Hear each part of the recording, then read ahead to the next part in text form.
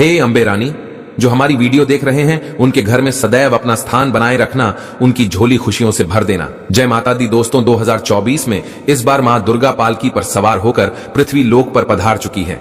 शास्त्रों में वर्णित हैं तथा मान्यताओं के अनुसार अगर शारदीय नवरात्रि पर यदि माता दुर्गा का आगमन उनके वाहन सिंह पर नहीं बल्कि पालकी पर होगा तो मान्यता है कि माता दुर्गा का पालकी पर सवार होकर आना बहुत ही शुभ और कल्याणकारी माना जाता है।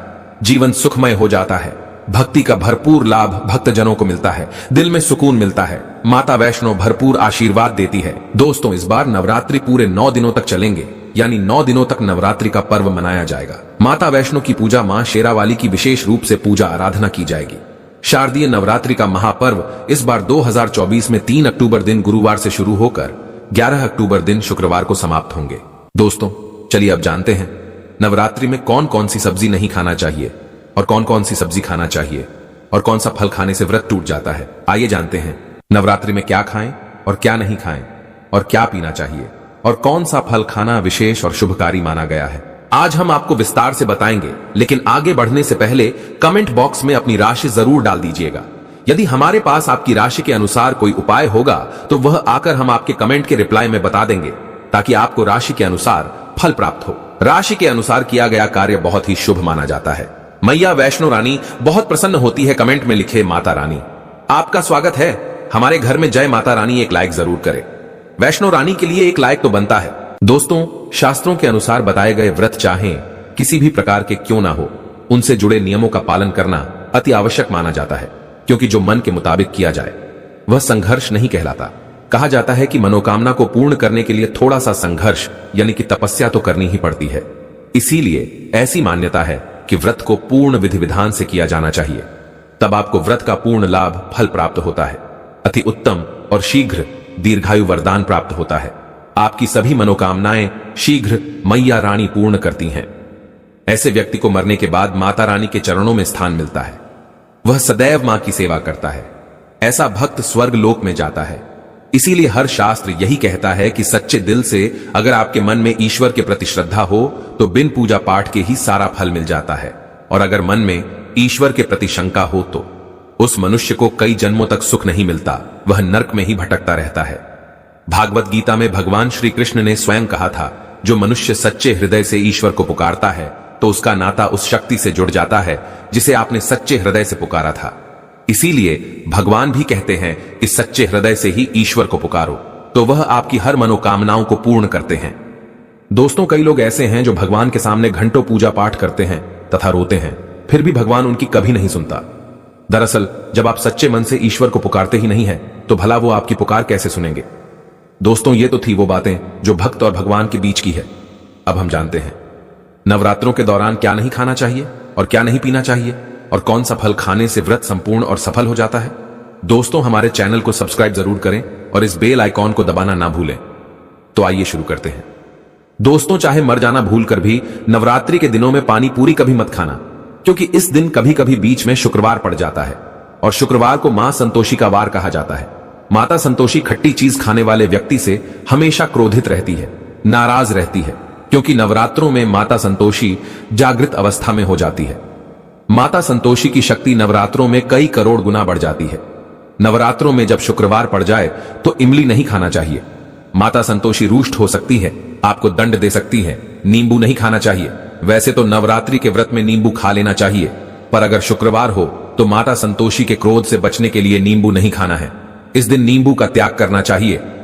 दोस्तों पानी पूरी क्यों नहीं खाना चाहिए? क्योंकि उसमें लहसुन प्याज होता है और खट्टा भी होता है, जो व्रत को भंग कर सकता है, पाप लग सकता है। ध्यानपूर्वक अगर आप शुक्रवार को खट्टा नहीं खाते हैं तो माता संतोषी आपको धन धान्य से माला माल कर देती है, आपके घर में अपना वास बना लेती है। बस शुक्रवार के दिन नवरात्रों के दिनों में इस चीज का त्याग करना चाहिए, पालन करना चाहिए। नवरात्रों में लहसुन प्याज और खट्टा, फिर चाहे आपने व्रत भी नहीं रखा है फिर भी आपको शुक्रवार के दिन या अन्य दिनों में लहसुन प्याज नहीं खाना चाहिए। लेकिन हां, पानी पूरी आप खा सकते हैं, वो भी जब नवरात्रि समाप्त हो जाए। दोस्तों नवरात्रि के दिन सेब जरूर खाना चाहिए। शास्त्रों में बताया जाता है कि भगवान के भोग में सेब आदि जरूर अर्पित किया जाता है। अगर आपका व्रत है तो आपको सेब जरूर खाना चाहिए। केला, पपीता, तरबूज और मीठे अंगूर जरूर खाना चाहिए। इन फलों से व्रतधारी को शक्ति मिलती है और व्रत संपूर्ण हो जाता है। शास्त्रों में बताया जाता है कि नवरात्रों के दिनों में सीताफल जरूर खाना चाहिए। सीताफल खाने से 20 ऐसी बीमारियां हैं जो खत्म हो जाती हैं। माना जाता है नवरात्रों के दिनों में सीताफल का घर में प्रवेश होना बड़ा ही शुभ माना गया है। सीताफल खाने से नवरात्रि का व्रत सफल हो जाता है, क्योंकि इसमें माता सीता का आशीर्वाद मिला हुआ होता है। माना जाता है भगवान राम के वनवास के दौर में माता सीता ने यही फल खाया था। नवरात्रि के दौरान इसे जो भी खाता है उसे दुखों का सामना नहीं करना पड़ता। सीता फल आपको जरूर खाना चाहिए। माता सीता प्रसन्न होती हैं और आशीर्वाद देती हैं। दोस्तों, नवरात्रों में तेल की तली हुई हरी मिर्च खा सकते हैं, लेकिन कम मात्रा में खाना है। व्रत के दौरान ज्यादा तीखा नहीं खाना चाहिए। व्रत में तीखा खाने से व्रतधारी की जो पेट की आंतें होती हैं उसमें जख्म हो सकते हैं, क्योंकि इस दौरान हम व्रत का पालन करते हैं तो हमारे पेट में कुछ नहीं होता। इसीलिए हल्का खाना खाना सर्वोप्रिय और उत्तम माना जाता है। व्रतधारी को रसीले आलू अवश्य खाना चाहिए। इससे हमारे शरीर में ऊर्जा की भरपूर जरूरत जो होती है पूरी हो जाती है। आप आलू का पानी पी सकते हैं। रसीले आलू जरूर खाना चाहिए। दोस्तों, नवरात्रों में भिंडी की सब्जी जरूर खाना चाहिए। भिंडी में कई ऐसे पोषक तत्व होते हैं जो हमारी हड्डियों को मजबूत बनाते हैं तथा नवरात्रों में बैगन की सब्जी जरूर खाना चाहिए। लेकिन याद रहे, जब नवरात्रों में सोमवार पड़ जाए तो बैगन की सब्जी मत खाना, पाप लगेगा। नवरात्रों में सब्जी में हरा धनिया जरूर डालना चाहिए। हरे धनिये से भी व्रतधारी को पोषक तत्व मिलते हैं। नवरात्रों में हरा धनिया अवश्य खाए, इससे जो शुगर लेवल होगा वह कम हो जाएगा। नवरात्रों में रिफाइंड का तेल और सरसों का तेल भूलकर भी व्रत के दौरान नहीं खाना चाहिए। मूंगफली का तेल और देसी घी और गोले का तेल खाना अच्छा माना जाता है। दोस्तों, नवरात्रों में व्रतधारी को डब्बाबंद लस्सी, डब्बाबंद जूस नहीं पीना चाहिए। उसमें कई केमिकल मिले होते हैं जिसके कारण आपका व्रत टूट सकता है। जब भी आप फलों का जूस पिएं तो याद रखें उसमें नमक न डालें, नहीं तो व्रत टूट जाएगा। साथ ही साथ जूस में बर्फ भी नहीं डालना चाहिए। फलों का सादा जूस पीने से व्रत सफल होता है।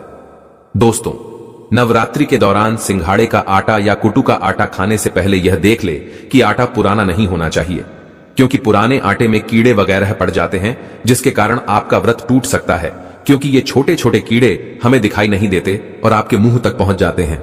ऐसा आटा खाना मतलब कीड़े मकोड़ों का मांस खाने के बराबर माना गया है।